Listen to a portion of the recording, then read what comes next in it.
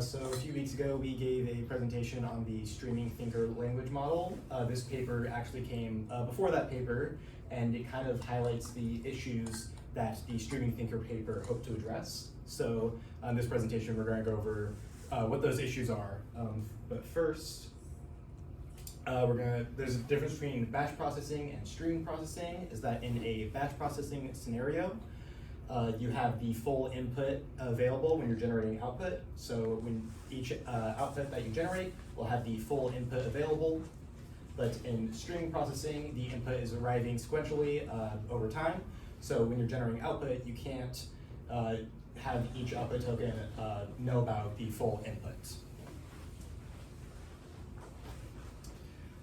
So there's two ways that this paper decided to make a model that uses streaming. One is the batch streaming, which is the naive approach they described it as, in which every single time you get new input, you re-encode all the generated output tokens to attend to the new input. Who here knows about what a KV cache is? Okay, so when you're generating output, each token gets an encoding assigned to it, key and a value, and so that you don't have to calculate that key and value every time, it is stored while generating future input. But the issue with streaming is that when you're generating the encodings for the output, it does not have the full input to attend to while generating that encoding. So when you have more of the input, that encoding will not exactly be accurate for all the input that you have. So batch streaming, the naive approach, you just regenerate that encoding every time you receive more input, but that has pretty high computation costs because normally you would not have to regenerate the encoding every single time, but when streaming, you would have to using that approach. The other process that was addressed in the paper was interleave streaming, where instead of having the source followed by the target in every generation, you interleave the source and the target as it's generated. So you receive some input, generate some output, and then instead of inserting the source in between those two, you instead append the source afterward, and then generate more output based off of that. In this process also there is no re-encoding, so these output tokens here do not attend to the future source inputs, and their encodings stay the same once they're generated. So using the interleaved model here rather than the batch streaming to try to improve efficiency has three mismatches in which it differs from the way that language models are traditionally tend to take an input and produce output. The first mentioned was the input attention mismatch, where in pre-training input tokens do not attend to output, but in interleaving they do. That is represented here. As you can see here, this input token does not attend to this output token, but when you're doing the interleaved, here it will, because the output comes before the input in the order. The second mismatch is the output attention mismatch, in which the output tokens cannot attend to all of the input tokens. This is because you don't have all the input tokens, so traditionally you would be able to have, in batch thinking, you'd be able to have all the output tokens attend to all the input tokens, but since you don't have all the input tokens, that cannot be the case using the interleave model. And then the final mismatch is the position ID mismatch, in which the position encodings that are attached to each token will not be accurate in interleave streaming because you don't know how much input you're going to receive. So if you just assign incrementing position IDs to each token, then you're going to have, for example, in the normal batch streaming, you'd have 0, 1, 2 for the input, so it'd all be in order. But using interleaved, you'd have 0, 1, and then the next input would be assigned 4, because you have the two outputs generated in between, which is not accurate to the actual position encodings. So these are the three mismatches that the paper hopes to address to identify how much of an issue they really are in language models and how they can be addressed. So now the paper analyzes the impact of each mismatch that was previously described. So first we have the interleave streaming, which has all three mismatches with the input, output, and the streaming ID. Then we have the second line here, which is the batch streaming, which is it has all the mismatches except the input mismatch, input attention mismatch. And then by one, they increase the computational cost by adding a new fix to the mismatch. So here they fix the input attention mismatch, here they fix the output attention mismatch, and here everything is fixed, which comes at a high computational cost. And they just didn't have only one data set for translating. They tried to make sure that it's consistent. And here on this table, we can see that the input attention mismatch is the most, it affects the most the efficiency, sorry, not efficiency, the accuracy of the model. So from this, they decided to ask a question: why isn't positional encoding so important? Because it's usually used in transformers. Because you cannot have a sentence without IDs, and just because when you say a sentence, somebody ate a burger, it's not the ideas of each token is important, because if you don't, then it could be a burger ate somebody, which is just funny. So here they analyzed how positional encoding actually matters. And as you can see here, what they did is they had the ID for this, they had all the IDs in place as if in the original.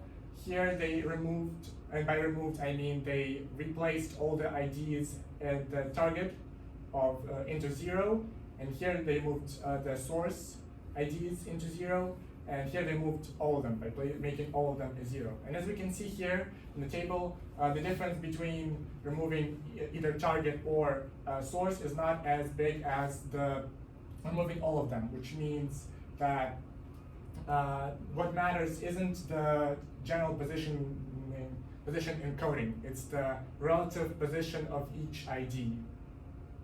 And from here, they came up with a new encoding that they call group position encoding, which tries to solve the computational problem while making sure that it's as effective, where each target token here is added by a phi, so that it's slightly more discernible from the regular IDs that we get from the source. Yeah, so we want to now understand the attention distribution between each of these types. So obviously you've got batch processing, which is what you would normally attribute to your large language model. And obviously target tokens will be spread, all attention will be spread across all source tokens. That is generally what we'll expect. With group position encoding, target tokens preferentially attend to nearby source tokens, which is far better, and is also generally what you would see when you're reading yourself. When you're reading any kind of text, you'll generally attend your attention to different parts of the text as you read. And then group streaming with wait 5 policy, basically you're waiting 5 seconds. So this is basically similar to the results before. However, part of the input at any given moment, or the model is only seeing part of the input at any given moment, so it's constrained obviously to what input has been given to it. All right, and the graphs or the visualizations over here basically show what I've just said. Okay. I think Vlad talked about this before. Basically, each so basically they tested this group position encoding on various values of phi. They wanted to see whether different values of phi affected how the accuracy of the model, and they used BLU as a performance indicator.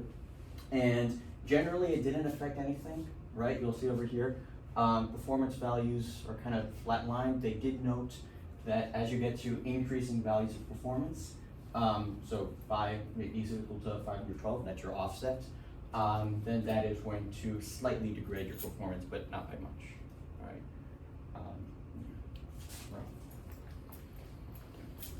So the paper describes different kinds of work that has tried to address this streaming thinking problem, and I guess it narrows down to two different approaches that have been tried multiple times.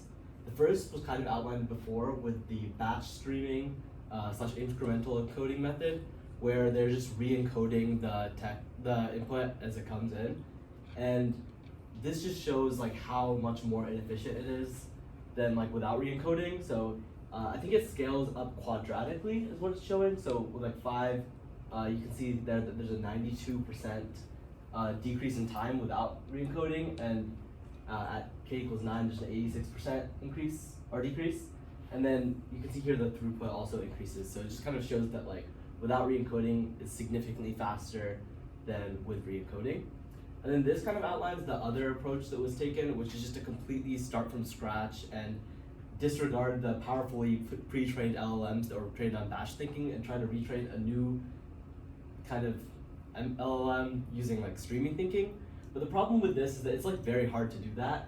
So here you need to design an entirely new model architecture, and that like generally involves changing how the attention works and coming up with like a lot of new stuff, which will cost a lot of money, similar to like the extra expenses of the computation and batch streaming. So in conclusion, the paper talks about how input attention mismatch is the primary bottleneck that needs to be addressed when it comes to streaming thinking, and how output attention and position ID mismatches have pretty much negligible impact. And then we did like an in-depth analysis on position encoding and streaming settings and showed that preserving strict absolute positions is pretty much unnecessary. And then they came up with their group streaming paradigm, which didn't involve re-encoding, was model agnostic, which means it could work with like any of the pre-existing LLMs, and generalizable. So this paradigm could be applied to like pretty much any batch streaming or batch thinking model, and could turn it into like a streaming thinking model.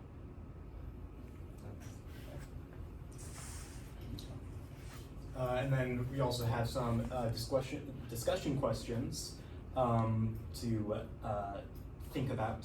The first one was, what are some situations in which streaming would be necessary, in which you wouldn't have the full input instantly, but you'd receive it over time? So like in what situations would this research be helpful that you can think of? Let's say somewhere that requires real-time response, for example, like agents where chatting with it, it would be better for the model to just simply make responses according to what you say and simply like stop and start whenever it wants. Yeah. Anyone else? I think for this problem or this paper, they use translation as the main kind of problem. Yes. So yeah, live translation, and also like autonomous driving relies on streaming thinking as well. And then streaming is a situation in which the traditional large language model architecture kind of has a few mismatches, like mentioned. So what other unique situations could cause language models to function unexpectedly, other than receiving input sequentially rather than all at once?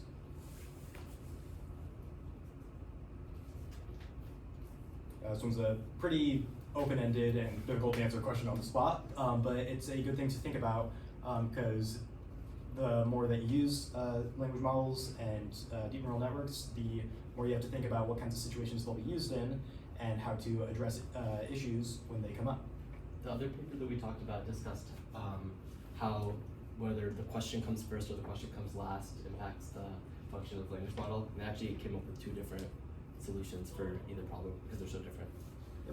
Yeah, and also the paper we talked about last time, Nirav mentioned creating a custom architecture that deals with streaming thinking. That actually is what the paper we talked about last time does with Streaming Thinker, in which they train models specifically for streaming thinking, in which they use a pre-trained large language model to generate sample what a streaming would look like, responding to streaming input, and use that to train a model that would then receive streaming input and react to it appropriately. So they did end up finding a way to use the pre-trained models to their advantage to make a good streaming thinking model as well. Ideally, we would have done this presentation first. The other one came up first in the search results. Any questions about the presentation? I guess one thing I'm curious about is you mentioned that it was used for translation in the paper, right? Or they're talking about like live translation. Yeah. I guess one thing I'm curious about is like, I guess kind of similar to the question first versus last. A lot of languages I guess, have a different grammatical structure from English, where maybe the noun comes before the verbs or after. And so if you're like trying to live translate that and the meaning of the original sentence is changing along the way in a way that's very different from English, I wonder how that would work, like when you're doing the live translation. I think it depends on like the definition of a token. Like, Mhm. I think that they would define tokens not just as like words, but as like I guess chunks with bigger meaning. I don't know. That's just my theory. Yeah, I think the languages that they used were, I believe, French. German and French. I'm not sure. I think it was German. Where it is. French and something else. Where's it? Because if you think about it like a sentence, translating sentence by sentence might be easier. 'Cause that way there's not much difference. Yeah.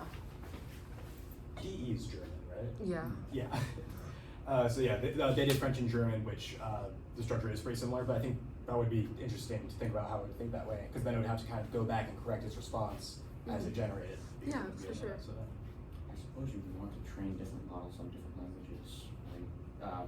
In order to accomplish different tasks. So Mhm. Nice. Yeah, any other questions or thoughts that you're having? Does like removing the positional encoding actually, I mean, does it have an impact on the quality of the output? For example, like will there be like order mismatches sort of stuff? Because it's not showing the. I'm not sure if they tested against benchmarks in the paper, but I think they claimed that there's not. So the idea of like interleaving streaming is that we get like input one by one. So in of itself, it already kind of contains the idea that like we kind of analyze everything before for the current one. So it's already kind of in it already. So just removing positional encoding already doesn't affect much. Yeah, they mentioned that the self-attention kind of serves as itself as kind of position encoding because each token only attends to all the previous tokens. While it's not as strong as actually having that position ID in there, but it does somehow built into the model have a bit of an idea of where tokens are based on the attention. Yeah. Question? All right. Well, that is our presentation. That's So good thank amount you of for applause. listening.